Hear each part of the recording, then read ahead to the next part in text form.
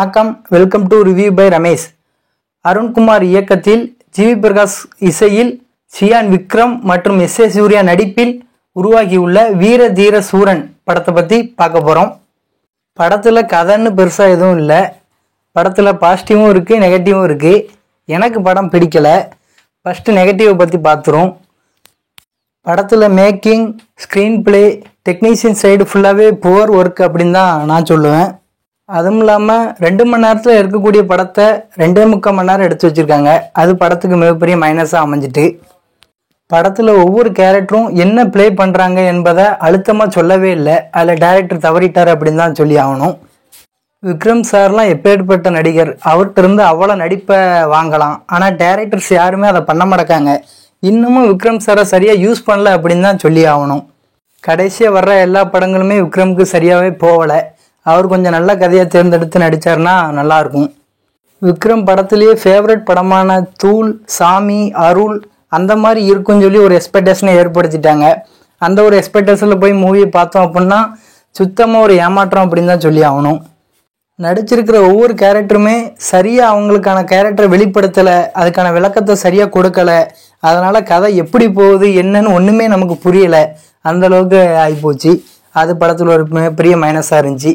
எந்த கேரக்டருமே தெளிவாக இதனால தான் இவங்க இது பண்ணுறாங்க அப்படிங்கிற மாதிரி எதுவுமே தெளிவுபடுத்தலை. எல்லாமே ஒரு மாதிரி அறகுறையாக விட்ட மாதிரியே இவர் எதுக்கு இதை பண்ணுறாரு அப்படிங்கிறதே தெரியாமல் இருந்த மாதிரி இருந்துச்சு. அதெல்லாம் படத்தில் ஒரு மிகப்பெரிய மைனஸாக இருந்துச்சு. சரி, படம் தான் ஒன்றும் புரியலை.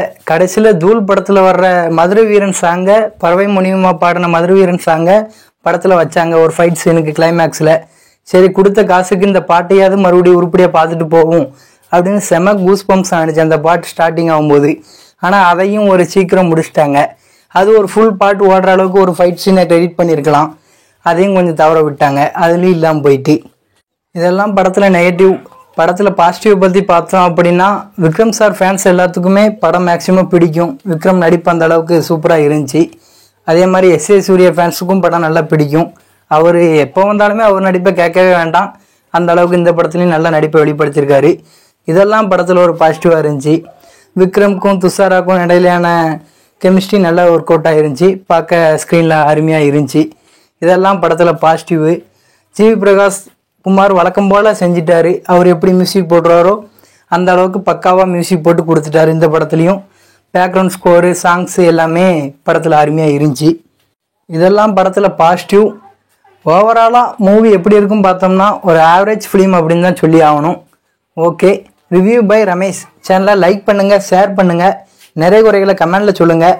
நீங்கள் படம் பார்த்துட்டிங்களா, எப்படி இருக்குது என்பதையும் கமெண்டில் சொல்லுங்கள். மறக்காமல் சப்ஸ்கிரைப் பண்ணுங்கள். எங்களுக்கு அடுத்தடுத்த வீடியோ போடுறதுக்கு ஒரு யூஸ்ஃபுல்லாக அமையும். ஓகே, வேறு ஒரு திரை விமர்சன நிகழ்ச்சியில் உங்களை சந்திக்கிறேன். வணக்கம்.